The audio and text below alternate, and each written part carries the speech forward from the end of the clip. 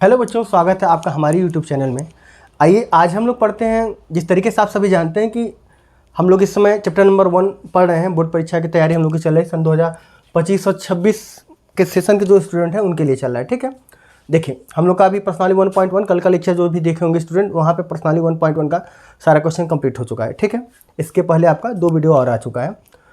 आज हम लोग पढ़ेंगे चैप्टर नंबर 1 का उदाहरण नंबर 1, 2, 3, 4 एंड 5 पढ़ेंगे। साथ में हम लोग एक प्रमेय भी पढ़ेंगे और यहाँ पर हम लोग यह भी जानेंगे कि परिमेय संख्या क्या होती है, अपरिमेय संख्या क्या होती है, उसके बारे में हम लोग यहाँ पे स्टडी करेंगे। ठीक है बच्चों, चलिए आइए स्टार्ट करते हैं कि अब हम लोग का क्वेश्चन नंबर पहले हम लोग फर्स्ट देखते हैं। क्वेश्चन नंबर फर्स्ट क्या, उदाहरण नंबर फर्स्ट देते हैं। ठीक है, देखिए उदाहरण नंबर फर्स्ट हमारा क्या कहता है। देखो ये जो उदाहरण आपका दिया है, अगर जो भी स्टूडेंट कल का क्लास अटेंड किए होंगे, जो भी बच्चे कल का क्लास अटेंड किए उनको ये क्वेश्चन वो इसको आराम से करें, क्योंकि हम इस क्वेश्चन के बारे में कल चर्चा किए थे, जिसमें हम आपको बताए थे 6 की पावर n। ठीक है बच्चों, किसकी बात करें हम लोग, 6 की पावर n की बात करें, 6 की पावर n पे कल हम लोग का क्लास हुआ था। इस पर एक क्वेश्चन हुआ था, प्रश्नावली 1.1 का 5वां क्वेश्चन है आपका।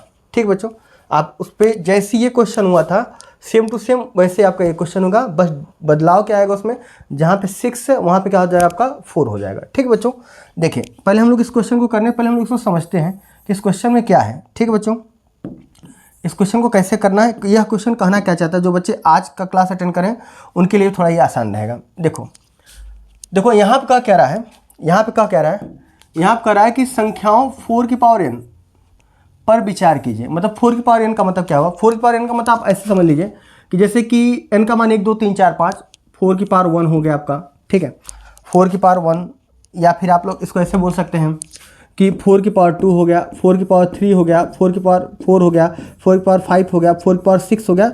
इन सब की बात किया जा रहा है। ठीक, इन सारी संख्याओं की बात करा, क्योंकि हम अलग अलग संख्या को डिनोट न करके ये जो आपका 1 2 3 4 5 6 है, 7 8 9 10 कुछ भी ले लो। ठीक है, उसकी जगह हम लोग क्या ले रहे हैं, n एक प्राकृतिक संख्या है। यहाँ देखो शो किया है, जहाँ n क्या है कि प्राकृतिक संख्या है। ठीक बच्चों, कह रहा है कि जांच कीजिए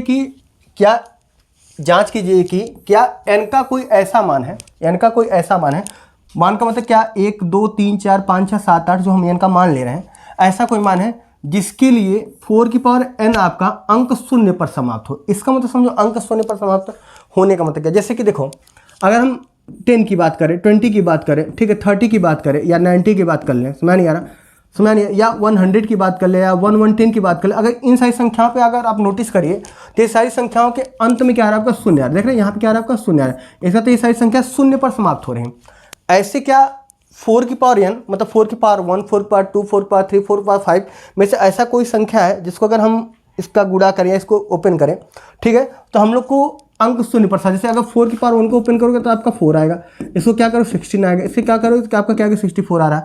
तो लास्ट में या तो 4 आ रहा है तो 6 आ रहा है, या तो 4 आ रहा है, क्या आपका 6 आ रहा है, ऐसे 4 6 4 6 आपका लास्ट में आ रहा है। क्या ऐसा कोई संख्या है जिसमें जो है क्या कहते हैं कि शून्य भी आएगा, ये भी हम लोग देखते हैं। ठीक है, तो इसके लिए हम लोग क्या करेंगे, बात को समझिए कि इसके लिए अगर हम लोग इसको ध्यान दीजिए, इस चीज़ को ध्यान दीजिए, अगर हम इसका गुणनखंड करें 2 इंटू क्या आएगा आपका 5 आएगा। अगर हम लोग इसका गुणनखंड करेंगे 2 इंटू क्या आएगा आपका 5, इसका करिए तो आपका आएगा 2 इंटू 3 इंटू 5 आएगा। ठीक बच्चों, 2 3 6 5 30।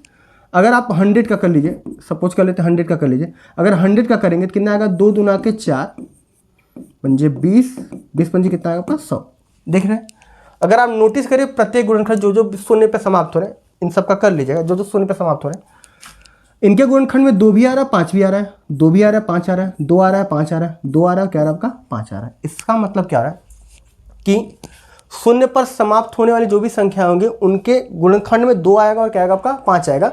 अब इसी तरीके से हम इस क्वेश्चन को सॉल्व करेंगे। अगर 4 के गुणनखंड में 2 5 आया तो इसकी जो है क्या शून्य पर समाप्त होगा, और 2 5 नहीं आया तो शून्य पर समाप्त नहीं। ये हम आपको समझा रहे थे। अब क्वेश्चन कैसे करना है ये आपको समझने किस तरीके से पूरा डिस्क्राइब किए, क्वेश्चन कैसे करना है अब हम लोग इसको देखते हैं। ठीक है बच्चों, देखिए क्वेश्चन कैसे करना है। देखिए हल आपका इस तरीके से होगा, यदि कोई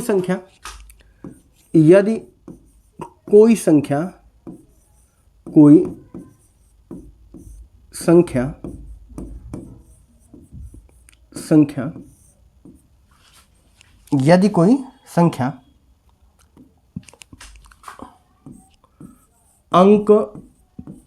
अंक शून्य पर समाप्त हो तो समाप्त हो तो, उसके गुणनखंड में हो तो, उसके गुणनखंड में,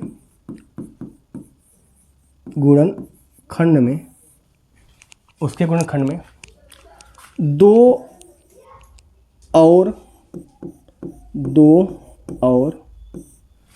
5 अवश्य होगा। 2 और 5 क्या होगा बच्चों आपका? अवश्य होगा। ठीक है, मतलब उसके गुणनखंड में 2 भी आएगा और क्या आएगा आपका 5। इस बात जानते हैं 2 और 5 दोनों आएगा तभी, या तो 2 आएगा या तो 5 आएगा, तब नहीं होगा बच्चों। ठीक है, 2 और 5 दोनों आना चाहिए।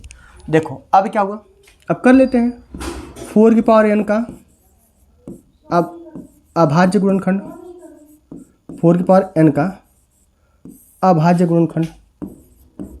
अगर हम लोग 4 की पावर n का अभाज्य गुणनखंड करें, कितना आएगा भैया?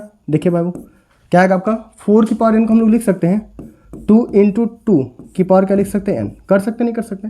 या फिर लोग इसको लिख सकते हैं 2 की पावर n इंटू क्या होगा? 2 की पावर n। अब देखो बच्चों, यहाँ पे क्या आ रहा है? 2 तो आ रहा है, जो हमको जरूरत है 2 तो आ रहा है, लेकिन 5 नहीं आ रहा है। 2 आ रहा है, 5 नहीं। इसका मतलब क्या हुआ कि 4 की पावर n का जो 4 की पावर n होगा, या n का कोई ऐसा मान हमें नहीं प्राप्त होगा जिससे क्या होगा कि आपका यह अंक 0 पर समाप्त होगा। इसी चीज़ को हम लोग यहाँ पे क्या करेंगे? लिखेंगे। जांच करने के लिए बोला था, हम लोग जांच कर दिए, अब इसी चीज़ को लिख देंगे। क्या लिखेंगे? चूंकि 2 की पावर n के गुणनखंड में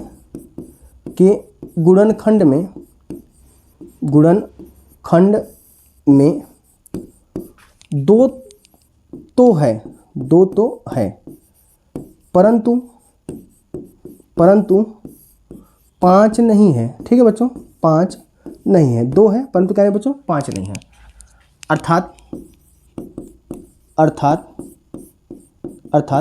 n का कोई ऐसा मान प्राप्त नहीं होगा, कोई ऐसा मान प्राप्त नहीं होगा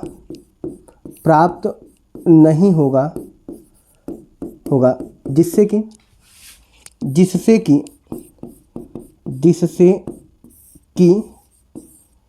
कि 2 की पावर n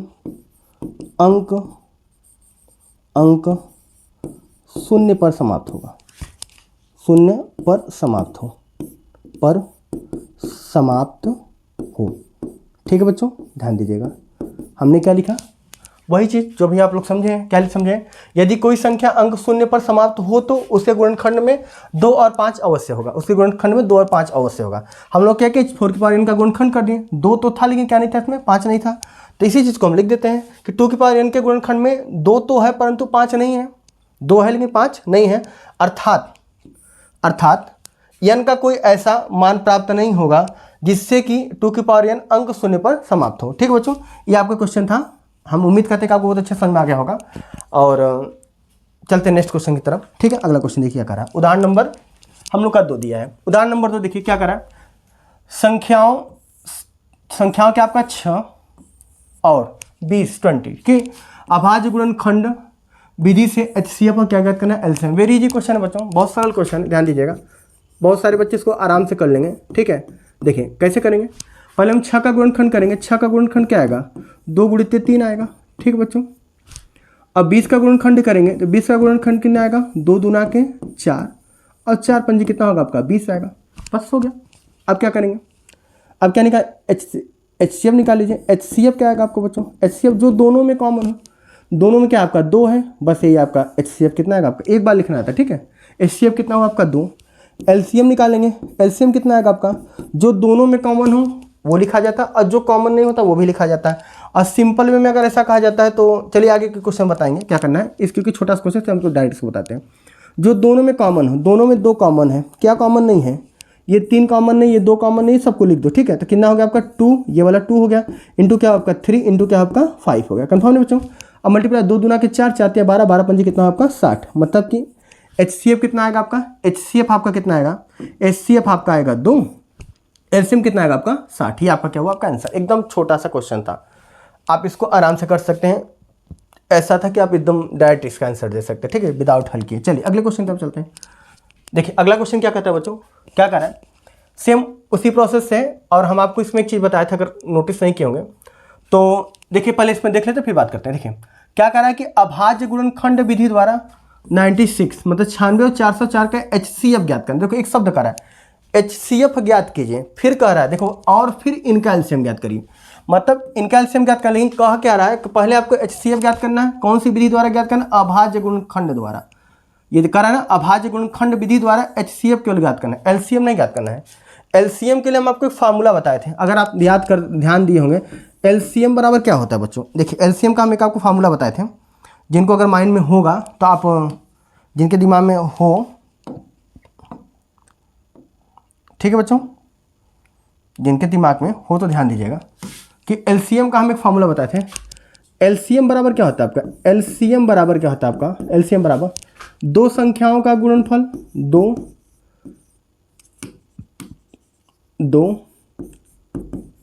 संख्याओं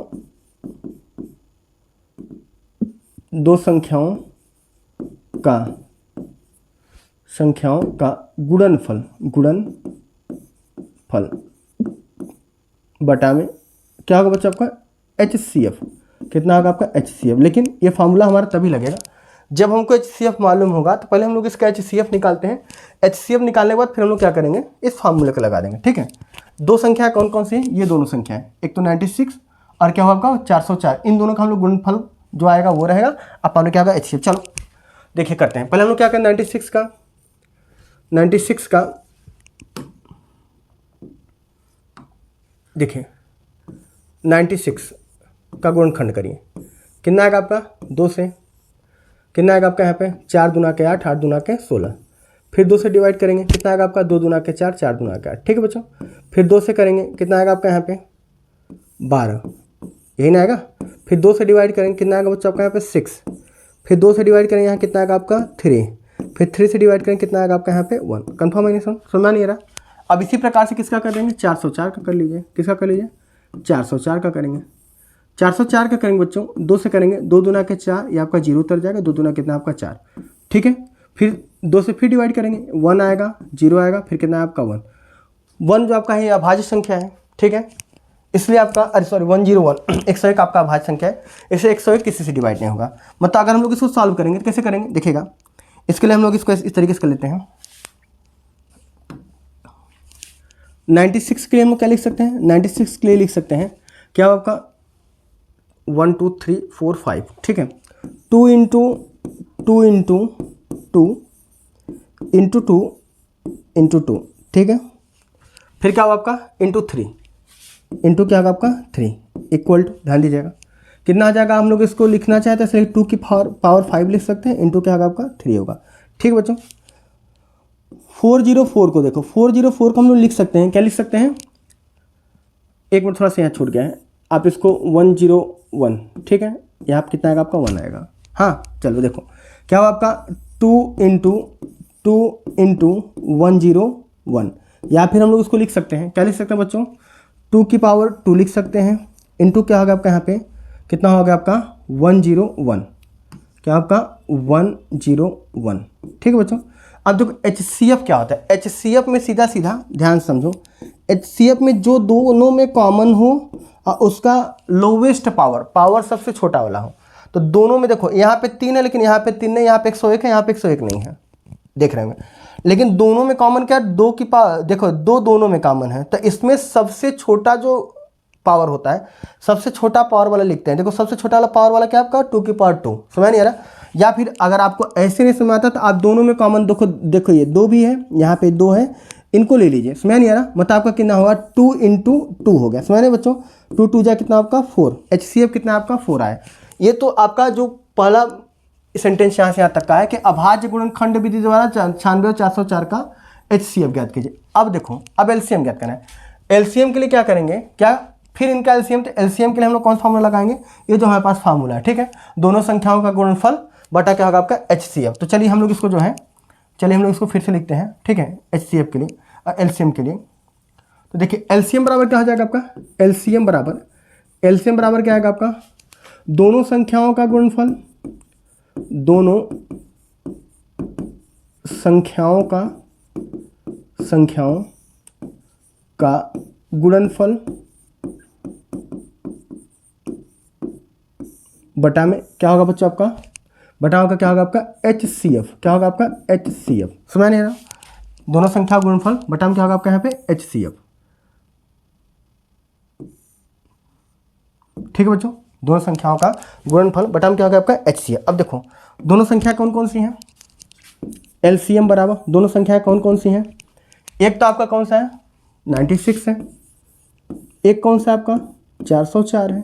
ठीक है बच्चों, बटा में कितना होगा आपका भैया 4, कितना होगा आपका 4, समझ नहीं आ रहा बच्चों। अब देखो इसे डिवाइड करेंगे, 4 1 जा कितना 4 0 1, समझ नहीं आ रहा, मतलब आपका LCM कितना है, आपका LCM के लिए आप लोग लिख सकते हैं 96 इंटू कितना है आपका बच्चों 101, समझ नहीं आ रहा, या फिर आपका हो जाएगा LCM बराबर 96 1 जा क्या होगा आपका 96 हो जाएगा, 96 कम 96, फिर 0 आया तो यहाँ पर 9 कैरी था वो आ गया, अब फिर आपका 96 कम कितना होगा 96, मतलब कि आपका HCF कितना है आपका, HCF कितना है आपका, HCF आपका आया कितना आपका 4, LCM कितना है आपका 96, 196। ठीक है बच्चों, हम उम्मीद करते हैं क्वेश्चन आपको बहुत अच्छा समझ में आ रहा। अगर आपको वीडियो अच्छा लगे तो आप वीडियो को लाइक करिए, अपने दोस्तों के साथ शेयर करिएगा। ठीक बच्चों, और जो भी इस चैनल पे नहीं होंगे वो चैनल को सब्सक्राइब करिए, जिससे कि ये हमारे डेली का लेक्चर चल रहा है। मॉर्निंग में सुबह में 6 बजे वीडियो आपका आता है, करेक्ट 6 बजे आपका वीडियो आ जाता है। अगर आप चैनल पे नए होंगे तो आप सब्सक्राइब कर लेंगे, तो जिससे आपको नोटिफिकेशन इसका मिल जाएगा। और साथ में आपका इस समय अभी आपका मैथ चल रहा है, इंग्लिश चलता है, इसमें हिंदी चलता है क्लास 10th का साइंस भी आने वाला है। अभी उसका टाइम टेबल सेट किया जा रहा है, जैसे टाइम टेबल सेट हो जाएगा तो हम आपका फिर रेगुलर साइंस का भी क्लास इसमें पूरी तरीके से आपकी बोर्ड परीक्षा की बहुत अच्छे से बहुत विधिवत तरीके से तैयारी कराई जाएगी। आप पूरा क्लास देखिए, जहाँ पे डाउट हो रहा है अगर कहीं से कमियाँ मिले तो आप हमें कमेंट करिए, हम आपके डाउट को पूरी तरीके से क्लियर करेंगे। ठीक है, चलते हैं अगले क्वेश्चन की तरफ। अगला क्वेश्चन देखिए, अगला क्वेश्चन क्या कर रहा है, देखो बच्चों क्या कर रहा है कि संख्या 672 दिया है और 120, एक तो 6 है एक 72 है, क्या आपका 120 का अभाज्य गुणनखंड विधि द्वारा HCF LCM ज्ञात कीजिए। एक मिनट थोड़ा क्वेश्चन चेक कर लेते हैं बच्चों।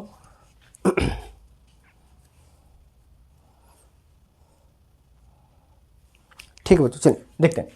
तो आपको यहाँ पे अभाज्य गुणनखंड प्रक्रिया से करना है, मतलब HCF भी अभाज्य गुणनखंड से निकालना है, LCM भी। तो चलो अभाज्य गुणनखंड करते हैं 6 का आप गुणनखंड करेंगे, 6 का गुणनखंड करेंगे तो आप एकदम सिंपल है, जानते हैं क्या आएगा आपका 6 का गुणनखंड करेंगे तो 2 से डिवाइड होगा, यहाँ पे आएगा 3, फिर 3 से डिवाइड करेंगे कितना आएगा आपका यहाँ पे 1 आएगा। ठीक है बच्चों, उसके बाद 120 का 72 का करिए गुणनखंड, कितना आएगा आपका 2 से 36 दूना के 72 हो जाएगा।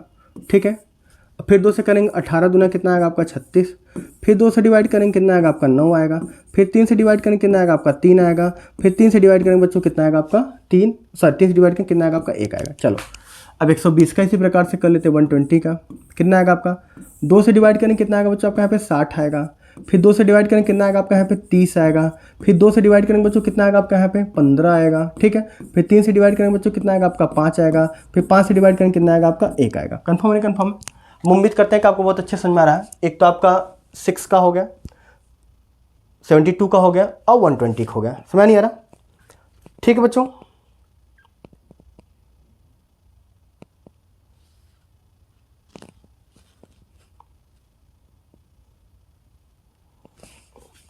चलिए देखते हैं। चलिए बच्चों ध्यान दीजिए, अब हम लोग इसको 6 को हम लोग इस तरीके से लिख सकते हैं, 2 इंटू क्या होगा बच्चों आपका यहाँ पे 3 हो जाएगा, समझ नहीं आ रहा।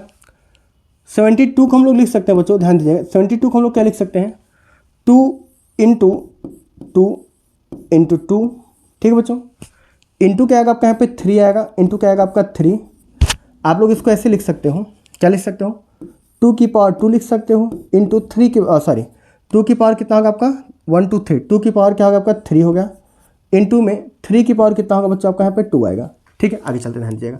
120 के लिए देखिए, 120 के लिए कैसे लिख सकते हैं आप लोग, कितना आ जाएगा 2 इंटू 2 इंटू 2 इंटू क्या आएगा बच्चों आपका 3 इंटू क्या आएगा आपका यहाँ पे 5। ठीक है बच्चों, आप लोग लिख सकते हैं 2 की पावर क्या होगा आपका यहाँ पे 3 हो जाएगा, 1 2 3 है, इंटू में क्या होगा बच्चों आपका 3 की पावर 1 हो जाएगा, इंटू 5 की पावर 1। ऐसे यहाँ पे भी देखेंगे, यहाँ पे भी आपका 1 है, समझ नहीं आ रहा। अब देखो, अगर हम लोगों को क्या ज्ञात करना है बच्चों, हम लोग को ज्ञात करना है HCF ज्ञात करना है। HCF के लिए हम लोग क्या करते हैं बच्चों, कुछ नहीं, हम लोग देखेंगे तीनों में कौन कॉमन है, पहले कॉमन चेक करेंगे फिर उनके पावर को चेक करेंगे। तो देखो तीनों में हमें इसमें भी 2 दिखाई दे रहा है, इसमें भी 2 दिखाई दे रहा है, इसमें भी 2 दिखाई दे रहा है, इसमें देखो इसमें भी 3 दिखाई दे रहा है, इसमें भी 3 दिखाई दे रहा है, इसमें भी 3 दिखाई दे रहा है। तो हम लोग डायरेक्ट नहीं लिखेंगे, जो कॉमन दिख रहा है उसको पहले लिख लो। एक तो 2 दिख रहा है, एक तो 3 दिख रहा है, लेकिन इसमें उनके पावर को देखेंगे, जो सबसे कम पावर वाला होगा उसी को लिखेंगे। सबसे कम पावर यहाँ पे दिखाई दे रहा है 2 की पावर 1, और यहाँ पे क्या दिखाई दे रहा है 2 की पावर 1। बाकी में देखो 2 की पावर 3 ये नहीं लिखा जाएगा, 2 की पावर 3 ये सारे नहीं, जिसमें 2 की पावर 1 और 3 की पावर 1, और ये भी वही चीज़ है। तो इसलिए दोनों में से कोई एक लिख लो। मतलब हम लोग का क्या हो जाएगा, क्या होगा आपका 2 की पावर कितना होगा आपका यहाँ पे 1 इंटू क्या हो जाएगा आपका 3 की पावर 1, या हम लोग सीधा से इसको लिख सकते हो 2 इंटू क्या लिख सकते हैं 3। सीधा सीधा आप इसको लिख सकते हो 2 इंटू क्या लिख सकते हो 3, या 2 3 या कितना होगा आपका 6। जिनको नहीं समझ को दोबारा समझो। देखो अगर आपको ये पावर नहीं समझ, सीधा सीधा देखो जो दोनों, एक तो ये मिल रहा है, आप 2 लिख दें, ठीक है। फिर क्या मिला आपका 3 3 3 मिल रहा है, ठीक है। फिर आप 3 लिख दो, काम खत्म आपका हो गया। समझिए 2 3 कितना आपका 6। अब देखो एलसीएम के लिए क्या देखते हैं, इससे हम लोग लोवेस्ट पावर देखते हैं, उसमें हाईएस्ट पावर देखते हैं। जो कॉमन है वो लिखेंगे, जो कॉमन नहीं वो भी लिखेंगे, ठीक है, और हाईएस्ट पावर लिखेंगे। देखो कॉमन क्या आपका 2 3 है, लेकिन हम लोग इनके हाईएस्ट पावर लिखेंगे। 2 की पावर कितना है आपका 3, इसको लिखोगे हाईएस्ट पावर है तो आपका ये भी, लेकिन हम लोग दोनों में से किसी एक को लिख लो, है तो ये भी, लेकिन दोनों में से किसी एक लिखो। फिर 3 की पावर क्या लिखेंगे हम लोग यहाँ पे 2 लिखेंगे, ठीक है बच्चों। 3 की पावर क्या हो आपका 2। फिर कौन बच रहा आपका 5, कितना बच रहा आपका 5। इसको आप लोग अगर लिखेंगे तो आपका आ जाएगा 2 गुणित 2, या तो फिर आप लोग सीधा से इसको लिख दो, कितना आएगा आपका यहाँ पे 8 आ जाएगा, या कितना आएगा आपका 3 तरीका के 9 आ जाएगा, कितना आपका 5, ठीक है। आपका हो जाएगा 8 5 40 और 9 चौका 360 आएगा, कितना आएगा आपका 360। मतलब आपका HCF आपका आएगा 6 आएगा, और LCM बच्चों कितना आएगा, LCM आपका कितना आएगा आपका 360। समझा नहीं आ रहा। एक आपका आंसर आपका ये हो गया, दूसरा आपका आंसर कौन सा हो गया ये, चाहे तो पहले वो आपका ये हो गया, ठीक बच्चों। हम उम्मीद करते हैं आपको समझ में आ रहा होगा। चलते हैं अगले क्वेश्चन की तरफ। अगला क्वेश्चन ध्यान दीजिएगा। अगला क्वेश्चन क्या है, देखो क्वेश्चन नहीं है अब तो, मतलब आपका प्रश्नावली 1.1 से पहले अगर आप नोटिस करेंगे, अपने पेज को पलटेंगे तो आपको टोटल 4 एग्जाम्पल थे। कितने एग्जाम्पल थे 4 एग्जाम्पल। हमने 4 एग्जाम्पल आपके सामने कंप्लीट कर दिया, ठीक है। प्रश्नावली 1.1 भी आपका पूरा कंप्लीट हो चुका है, पूरा क्वेश्चन कंप्लीट हो चुका है। इससे पहले की वीडियो को देखेंगे तो आपको मिल जाएगा, ठीक है। अब हम लोग स्टार्ट करते हैं प्रश्नावली 1.2। क्या स्टार्ट करते हैं बच्चों 1.2। 1.2 में क्या है, 1.2 को करने से पहले हम लोग देखते हैं कि परिमेय संख्या क्या होती है, अपरिमेय संख्या क्या होती है। तो सारे बच्चे ज़्यादातर जब क्लास 10th में है आप लोग, तो परिमेय संख्याएं तथा अपरिमेय संख्याओं को आप लोग बहुत अच्छे से जानते होंगे, लेकिन एक बार थोड़ा सा हम लोग रिवीजन कर लेते तो ज़्यादा बेटर रहेगा। परिमेय संख्याएं किसे कहते हैं, वे संख्या जिन्हें हम लोग p/q के रूप में लिख सकते हैं, जहाँ पे p और q क्या रहेगा आपका पूर्णांक रहेगा, ठीक है बच्चों। जहाँ पे p q क्या रहेगा आपका पूर्णांक, मतलब कि p/q के रूप में लिख सकते हैं वे संख्याएं जिन्हें हम लोग क्या करते हैं p/q के रूप में लिख सकते हैं।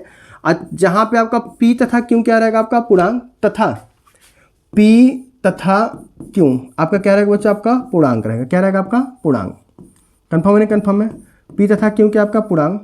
साथ में ध्यान दो, साथ में आपका q नॉट इक्वल टू 0 होना चाहिए। q कभी भी हमारा 0 नहीं होना चाहिए, ध्यान दीजिएगा। ये जो नीचे q दिख रहे हैं ये कभी हमारा 0, मतलब एज एग्जाम्पल समझने का प्रयास करें। जैसे आपका 1/2 हो गया, माइनस में 1/2 हो गया, या आपका जो है क्या करें 4 माइनस में, या तो फिर आप 4/3 हो गया, ठीक है बच्चों। 4 क्या होगा आपका 3 हो गया, या फिर 7/9 हो गया। हो सकता है कि 0/5 भी हो सकता है, ठीक है। मेरी बात समझ नहीं है, लेकिन 5/0 आपका नहीं होगा। ये सारी क्या है आपकी परिमेय संख्या, क्या आपकी परिमेय संख्या। कारण बहुत सारी परिमेय संख्या होती है, कुछ भी बन सकता है आपका, ठीक है।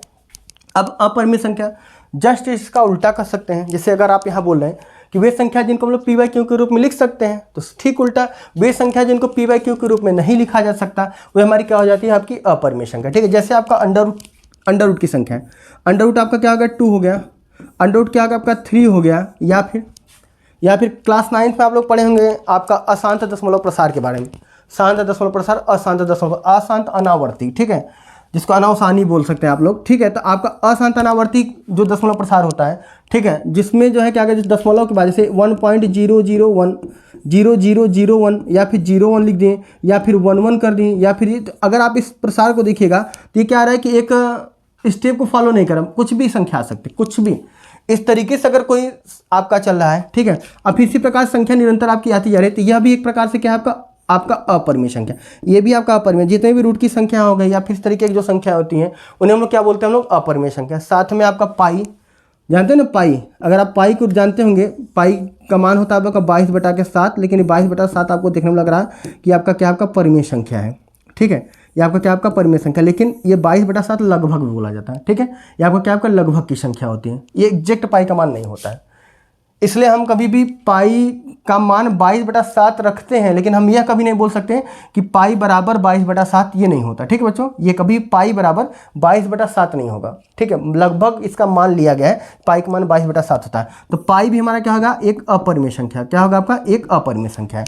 हम उम्मीद करते हैं कि आप लोगों की बहुत अच्छे समझ में आ गया परिमेय अपरिमेय। अब इसी पे देखें, इसी पे अब हम लोग का क्वेश्चन स्टार्ट होगा, क्योंकि अगला 1.2 की बात करेंगे। 1.2 की बात करें तो 1.2 में हम लोग को क्या सिद्ध करना है कि कोई अपरिमेय संख्या दिया रहेगा, ठीक है, और उसको हम लोग को अपरिमेय सिद्ध करना है। समझ नहीं आ रहा कि जैसे कि कोई पागल, उसको हमको पागल घोषित करना है तो हमको डॉक्टर को दिखाना पड़ेगा ना, ठीक इसी प्रकार से √2, अभी तो आप लोग, अभी हमने आप लोग को बताया ना कि √2 √3 एक अपरिमेय संख्या है। समझ नहीं आ रहा, तो यहाँ पे कह रहा है कि अब आपको सिद्ध भी करना पड़ेगा √2 एक अपरिमेय संख्या है, ठीक है। तो कैसे सिद्ध करेंगे, क्योंकि यहाँ पे आपके बुक में √2 एक अपरिमेय संख्या है, यह एक प्रमेय है, प्रमेय 1.3 है। आप इस क्वेश्चन को समझ लीजिए आराम से, तो आप आराम से √2 की जगह पे अगर आपका √3 हो गया, √5 हो गया, क्या होगा आपका 7 हो गया, कुछ भी √ में आएगा इस तरीके की संख्या है, तो आप 11 हो गया, 13 हो गया, कोई भी आपकी संख्या आएगी, तो आप आराम से इस प्रमेय को जैसे देख रहे हैं इसी तरीके से सेम टू सेम आपको करना है। बट उसमें थोड़ा सा चेंजिंग चाहिए। क्या चेंजिंग होगा कि जहाँ पे √2 है, जैसा क्वेश्चन 3 रहेगा तब 3 कर लीजिएगा, 5 रहेगा तब 5 कर लीजिएगा, 7 रहेगा तो 7 कर लीजिएगा। इसी तरीके से आपका क्वेश्चन होगा। आपके लिए एक हम SW दे दे रहे हैं, ठीक है, जो कर लीजिएगा SW आप कमेंट में कर दीजिएगा उसको, ठीक है, अपना कि हाँ नाम लिखे कि हाँ हम SW कर लिए। अगर इसके बाद का उदाहरण देखेंगे, उदाहरण नंबर 4 तक हम लोग किए हैं, ठीक है, उदाहरण नंबर 5वां देखेंगे तो आपका वहाँ पे क्वेश्चन इस तरीके की दिया है, √5 को अपरिमेय सिद्ध करना है, या √5 या √3 है, ठीक है, प्रश्नावली में भी आपका √3 दिया है। तो अगर आप इन सबको करना चाहेंगे तो सेम जो ऐसे बता रहे हैं इसी तरीके से आप इसको कर लीजिएगा, ठीक है। चलिए देखते हैं इस प्रमेय को करते हैं, चलिए शुरू करते हैं। प्रमेय हमारा किस तरीके से होगा, देखो ध्यान दो बच्चों, क्या कर रहा है कि √2 एक अपरिमेय संख्या है, ठीक है। तो हम लोग यहाँ पे कैसे इसकी उत्पत्ति करेंगे, देखिए इसकी उत्पत्ति कैसे करेंगे, क्योंकि प्रमेय है इसलिए हम लोग इसकी उत्पत्ति करेंगे, ठीक है। देखिए इसके लिए क्या करेंगे हम लोग क्या करेंगे, मानेंगे, क्या मानेंगे बच्चों, माना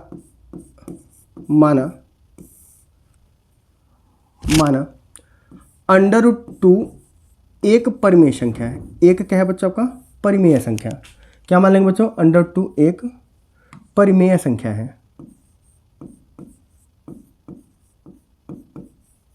ठीक है बच्चों, √2 एक परिमेय संख्या है, ठीक है बच्चों। ये हम लोग मान लेते हैं। थोड़ा सा एक चीज़ कॉन्सेप्ट थोड़ा छूट गया है, उसको क्लियर कर लेते हैं फिर आगे बढ़ते हैं, ठीक है। देखिए एक कॉन्सेप्ट आप लोगों को आता है सहअभाज्य संख्या, इधर लिख देते हैं, ठीक है, यहाँ पे देखिए बाद में हटा दिया जाएगा। एक आप लोग का आता है सहअभाज्य संख्या, सहअभाज्य संख्या, भाज्य संख्या, अभाज्य संख्या। सुने अब एक शब्द आता है आपका यहाँ पे सहअभाज्य संख्या। सहअभाज्य संख्या होता क्या है, ठीक है, क्योंकि इसकी यहाँ पे जरूरत है। सहअभाज्य संख्या क्या होती है, ऐसी दो संख्याएं जिनका HCF 1 है, ऐसी दो संख्या जिनका HCF 1 है, उनको हम लोग सहअभाज्य संख्या बोलते हैं, ठीक है। मतलब कि वे दोनों संख्याएं 1 के अलावा किसी अन्य संख्या से दोनों नहीं डिवाइड होंगे। जैसे कि अगर बात कर लें, अगर हम 6 की बात कर लो और 8 की बात कर लो, तो 6 8 जो है, 6 भी 2 से डिवाइड हो जाएगा, 8 भी 2 से डिवाइड होगा। इसका मतलब ये दोनों संख्याएं सहअभाज्य नहीं है, ठीक है। मतलब कि ऐसी संख्याएं जो केवल किससे डिवाइड हो, आपकी 1 से। जैसे आपका 5 ले लो, ठीक है, 3 ले लो, देखो ये 1 के अलावा किसी डिवाइड नहीं होगा, क्योंकि इसको या तो 1 से डिवाइड होगा या तो 3 से, ये भी 1 से या तो किससे होगा, 5 से होगा। तो देखो कॉमन दोनों में क्या रहा है आपका, कॉमन आपका क्या रहा है, 1 आ रहा है। तो आपका 3 और 5 आपका सहअभाज्य संख्या, ठीक है बच्चों। तो इसलिए हम लोग इसको यूज कर रहे हैं, क्योंकि अभी जब हम इस प्रमेय को सिद्ध करेंगे तो हम लोग वहाँ पे हम लोग एक शब्द लिखेंगे सहअभाज्य संख्या। इसका बहुत बड़ा रोल है, इसका यह रोल है, क्योंकि हम लोग जब मानेंगे तो वहाँ सहअभाज्य आएगा। तो आप इसको याद रखना, जब सहअभाज्य की बात किया जाएगा तो आपके तुरंत जहन में, माइंड में यह बात जाना चाहिए कि ये जो दो संख्याएं होंगी इनमें कॉमन या ये केवल 1 से डिवाइड होंगे, 1 के अलावा किसी अन्य संख्या से डिवाइड नहीं होंगे, ठीक है। अगर 1 के अलावा किसी अन्य संख्या से डिवाइड होंगे तब आपको यहाँ पता चलेगा क्या होने वाला है, ठीक है। चलो देखते हैं। देखिए अब क्योंकि हम लोग यहाँ मान लिए हैं, जस्ट उल्टा जो बोलेगा उसी को उल्टा मान बोला। अपरिमेय सिद्ध करना, हम लोग परिमेय मान लें। अगर हम लोग परिमेय मानेंगे तो परिमेय संख्या क्या होती है, पी बाई क्यू के रूप में होता है। इसका मतलब अंडर 2 जो होगा वो आपका किसके रूप का आ जाए, पी बाई क्यू लिख सकते हैं, या क्या लिख सकते हैं आप लोग, ए बाई बी के रूप का हो गया। कंफर्म नहीं, कंफर्म है। अब देखो ए बाई बी में जहाँ क्या होगा, जहाँ क्या होगा आपका ए तथा बी एक सह अभाज्य पूर्णांक है, एक सह अभाज्य पूर्णांक है। सह अभाज्य क्या है बच्चों, आपका पूर्णांक है, सह अभाज्य पूर्णांक है। ठीक है बच्चों। अब देखो आ गया शब्द, अभी हम लोग क्या कर रहे थे, इसीलिए हम इसको समझे कि यहाँ पर हम लोग इसको मानेंगे। सह अभाज्य पूर्णांक है, इसका मतलब क्या हुआ कि ए और बी केवल 1 से डिवाइड होगा और किसी संख्या से डिवाइड नहीं हो। ए भी 1 से डिवाइड होगा, बी भी 1 से डिवाइड होगा। अगर किसी अन्य संख्या से डिवाइड हो रहा है तो हम लोग यहाँ पे गलत मान रहे हैं।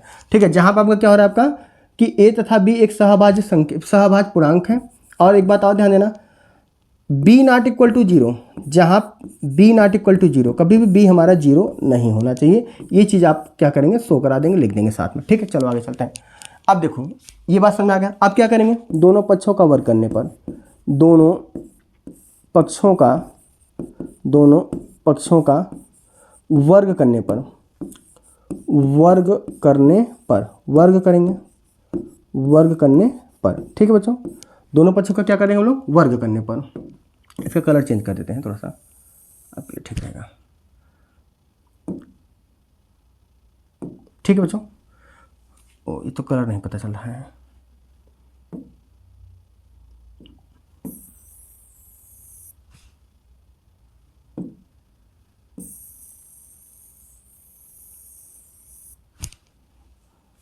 थोड़ा हैंड राइटिंग का अभाव है बच्चों, समझ लीजिएगा आप लोग। ठीक है, दोनों पक्षों क्या करने पर, वर्ग करने पर। जब हम दोनों पक्षों को वर्ग कर देंगे तो देखिए बच्चों, देखिएगा वर्ग करेंगे तो क्या आ जाएगा आपका, √2 का वर्ग होगा। ठीक है बच्चों, इसी प्रकार से किसका वर्ग हो जाएगा, a/b का वर्ग हो जाएगा। ठीक है बच्चों, वर्ग कर दी इस तरीके से। वर्ग करेंगे तो √2 का वर्ग करेंगे तो आपको 2 मिलेगा। यहाँ पे क्या मिलेगा आपको, a² में क्या मिलेगा बच्चों आपका b²। या फिर हम लोग इसको कैसे लिख सकते हैं, हम लोग इसको लिख सकते हैं, कैसे लिख सकते हैं कि ये लिख सकते हैं 2b² बराबर क्या होगा आपका यहाँ पे a²। इसको हम लोग इक्वेशन नंबर यहाँ पे 1 मान लेते हैं। क्या मान लेते हैं, इक्वेशन नंबर 1। थोड़ा सा स्पेस क्या हो सकता है और थोड़ा हम जगह बनाते हैं। ठीक है बच्चों,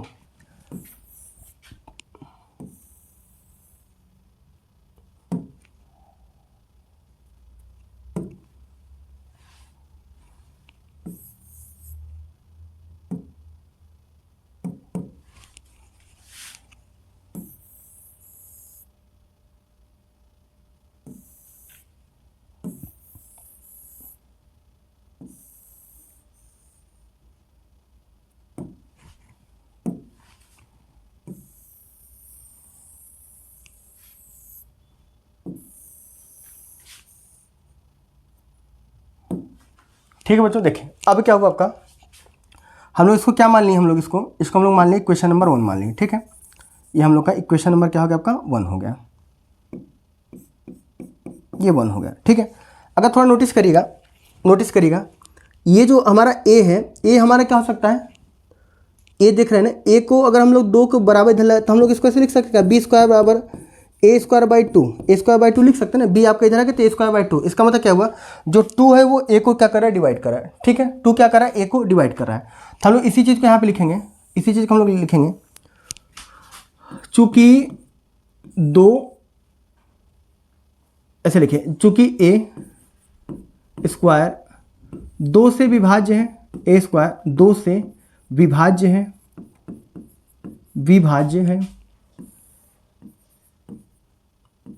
अतः a भी 2 से विभाज्य होगा। a भी 2 से क्या होगा बच्चों आपका, विभाज्य होगा। ठीक है बच्चों, विभाज्य होगा। इसका मतलब थोड़ा समझ लो, समझ लो मैं क्या कहना चाहता हूँ, इसको समझ लो। देखिए बच्चों, हो सकता है आपको थोड़ा ये बात लगता होगा कि बड़ा सर आराम समझा रहे हैं। हम आपको आराम से समझा रहे, एक एक पॉइंट के शब्दों को, एक एक सेंटेंस को समझाना चाहते हैं, जिससे आपका डाउट एकदम क्लियर रहे, तनिक भी आपके मन में डाउट ना रहे कि हाँ, कि देखिए क्वेश्चन तो सब सॉल्व कर सकते हैं।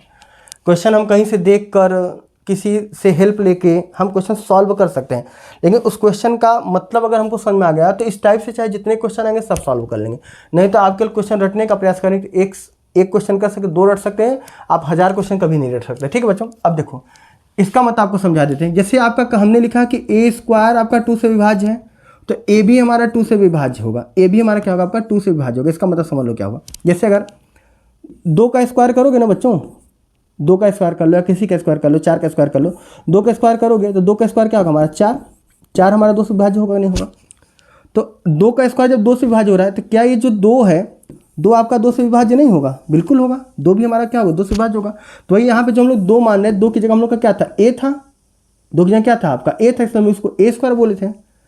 फिर आपका क्या हुआ ए हुआ। इसका मतलब क्या, जब आपका ए स्क्वायर आपका 2 से विभाज्य हो रहा है तो ए भी आपका क्या होगा आपका 2 से विभाज्य होगा। यही चीज़ हम यहाँ पे क्या करें लिख रहे हैं। क्यों लिख रहे हैं अभी आपका इस प्रमेय को अगर ध्यान से सिर्फ समझेंगे तो आपको समझ में आएगा, आगे इसका कंक्लूजन पूरा निकल के बाहर आ जाएगा कि हम लोग क्यों ऐसा कर रहे हैं। ठीक है, इसका पूरा कंक्लूजन अभी आगे आपका बाहर आ रहा है कि इसका कहने का तात्पर्य क्या था, हम लोग क्यों ऐसा कर रहे हैं। ठीक है, अब थोड़ा देखो, अब थोड़ा देखो यहाँ पे, देखो भाई अब हम लोग क्या करेंगे, अब हम लोग यहाँ पे मानेंगे। ठीक है, अब हम लोग यहाँ पे कुछ मानेंगे। चलिए बच्चों देखिए, अतः अतः अतः हम a बराबर 2c लिख सकते हैं, लिख सकते हैं। a बराबर 2c लिख सकते हैं, मतलब कहने का मतलब क्या है, c कोई एक आपका जो है क्या, कोई एक संख्या होगी। ठीक है, कोई एक प्राकृतिक संख्या है। ठीक है, आप c का मान कुछ भी रखो, 1 2 3 4 5 6 7 8 रखते चले जाओ, वो क्या होगा प्राकृतिक, आप पूर्णांक भी ले सकते हैं, आप रखते चले जाए, वो आपका क्या हो जाएगा आपका 2 से डिवाइड होता चला जाएगा। को समीकरण 1 में रखने पर, समीकरण 1 में रखने पर, 1 में रखने पर, ठीक है बच्चों, समीकरण 1 में रखने पर रख दिए। समीकरण 1 में क्या होगा, a बराबर 2c, समीकरण 1 आपका। हाँ, तब क्या आ जाएगा आपका 2b स्क्वायर आपका पहले से दिया हुआ है। a की जगह हम लोग इसकी जगह क्या रखेंगे 2c रख देंगे, तो a की जगह 2c रखेंगे तो आपका क्या 2c का क्या होगा आपका होल स्क्वायर।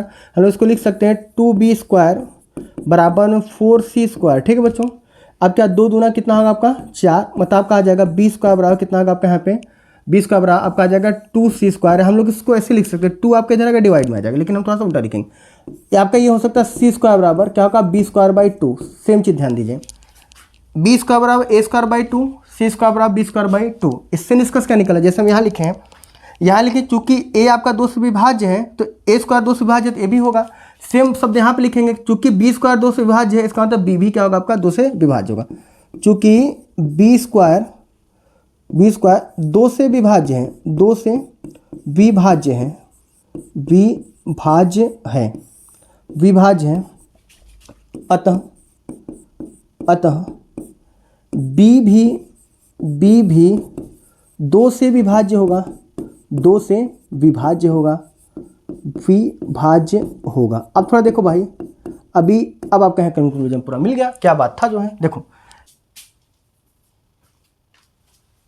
देखिए बच्चों, इससे यह कंक्लूजन निकला, अभी जो हम लोग किए पूरा क्या कंक्लूजन निकल गया, पहले हम लोग उसको पूरा समझते हैं ध्यान से। ठीक है, देखो हम लोग अभी यहाँ पे क्या माने थे कि a तथा b एक सहअभाज्य पूर्णांक है। सहअभाज्य पूर्णांक का मतलब ये हुआ था एक केवल 1 से डिवाइड होना चाहिए था, केवल 1 से, एक के अलावा किसी और संख्या से डिवाइड नहीं होगा। यहाँ पे गड़बड़ हो गया, देखो यहाँ पे a भी 2 से डिवाइड हो रहा है। यहाँ देखो अभी हमने क्या देखा कि a हमारा 2 से डिवाइड हो रहा है, यहाँ देखिए b भी हमारा 2 से डिवाइड हो रहा है। और हम लोग अभी क्या माने थे, हम लोग माने थे कि a तथा b जो है सहअभाज्य संख्या है। इसका मतलब क्या होगा कि हम लोग जो कल्पना किए थे वो पूर्णतः क्या था हमारा त्रुटिपूर्ण था, पूर्णतः हमारी कल्पना क्या थी गलत थी। अब यही सारी चीजों को हम लोग यहाँ पे लिखेंगे। थोड़ा देखो भाई, देखो यहाँ पे अब क्या होगा, अतः a तथा b का एक उभयनिष्ठ गुणनखंड, एक उभयनिष्ठ गुणनखंड, एक उभयनिष्ठ गुणनखंड खंड 2 भी प्राप्त हुआ, 2 भी है, 2 भी है। ठीक है, एक उभयनिष्ठ गुणनखंड क्या बच्चा आपका 2 है। चलते हम लोग अगले पेज की तरफ, थोड़ा सा जगह नहीं है। ठीक है, अगले पेज की तरफ चलते हैं। देखिए मतलब किसका एक उभयनिष्ठ गुणनखंड क्या था आपका 2 है, समझ नहीं आ रहा। इससे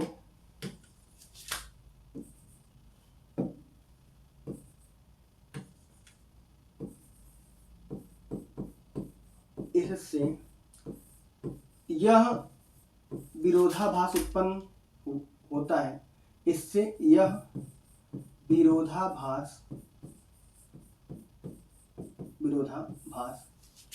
उत्पन्न होता है कि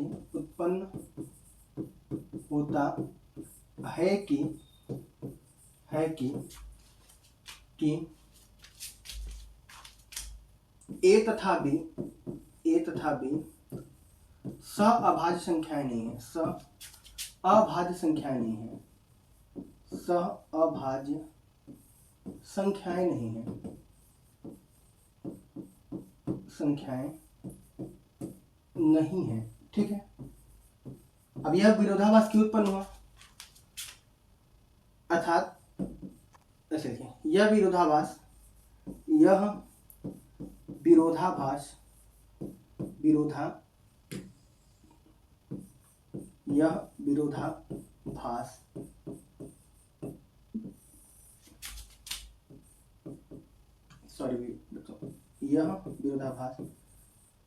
इसलिए उत्पन्न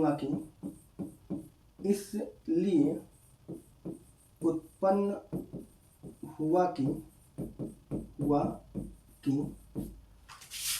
हमारे द्वारा की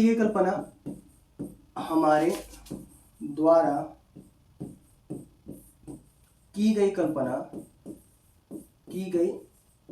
कल्पना त्रुटिपूर्ण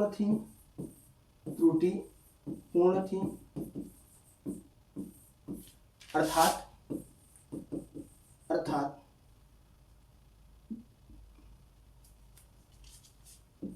त्रुटिपूर्ण थी, जो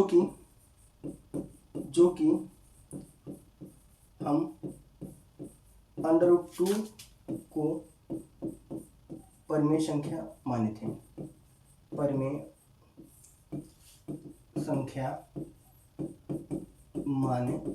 ठीक है। हम लोग क्या मान लिए थे, हम लोग क्या गलत मान लिए थे, हम लोग ये मान लिए थे, त्रुटिपूर्ण क्या था, ये मान लिए थे कि √2 एक परिमेय संख्या है। इससे निष्कर्ष क्या निकलता है, अर्थात √2 एक अपरिमेय संख्या है, एक अपरिमेय संख्या है। ठीक है, संख्या है। बहुत सारे बच्चों की लगता है सर इतना पूरा कहानी चिट्ठा लिखवा दें। देखो कहानी चिट्ठा क्या है कि आपके प्रमेय में पूरा दिया हो, जो सारी चीज़ आपको लिखवाएं, ये सारी चीज़ें आपके प्रमेय में दिया गया है। ठीक है, और अगर आप इस पूरे तथ्य को लिखते हैं तो इससे आपका क्या होता है, क्वेश्चन थोड़ा सा डिटेलिंग आ जाएगा, उसमें लगेगा हाँ उस क्वेश्चन को बहुत अच्छे से आपके द्वारा डिस्क्राइब किया गया। ठीक है, इसमें कुछ है नहीं, जो भी सारी चीज़ें तो उसी चीज़ को हम लोग क्या किए, लिख दिए हैं, बस बाकी कुछ नहीं था। ठीक है, और समय आपका इस क्वेश्चन में हम ज़्यादा इस प्रमेय को समझाने में समय आपका ज़्यादा ले लिए हैं। ठीक है, उसके लिए हम क्षमा प्रार्थी हैं, क्योंकि हमारा पूरा प्रयास रहता है कि किसी भी क्वेश्चन को आपको बहुत अच्छे तरीके से समझा दिया जाए, जिससे आपको वह क्वेश्चन एकदम आसान लगने लगे। जिसको लगे थोड़ा सा आप इसको फॉरवर्ड करके देख सकते हैं, जो है स्पीड में करके देख लीजिएगा, और कम समझ में आए तो पीछे जाके दोबारा एक बार क्या बैक करके इसको देख लीजिएगा। जिसको ये क्वेश्चन समझ में आ जाएगा, अगला उदाहरण नंबर 5 आप आराम से कर लीजिए, जिसमें आपका √3 दिया है, एक्सरसाइज में दिया आपका √5 दिया है। ठीक है, ये सारा जो क्वेश्चन है एकदम सेम टू सेम इसी तरीके से करिएगा। बस आप क्या करिएगा, जहां जहां आपका क्या दिया, आपका √2 है, वहां क्या कर दीजिएगा, √3 कर दीजिएगा, √5 कर दीजिएगा, आपका जैसा भी है उस तरीके से आप बदल दीजिएगा। ठीक है बच्चों, हम उम्मीद करते होंगे कि यह वीडियो आपको बहुत अच्छा लगा होगा, सारे क्वेश्चंस आपको बहुत अच्छे समझ में आए होंगे, और मिलते हैं नेक्स्ट वीडियो में। तब तक के लिए जय हिंद, जय भारत।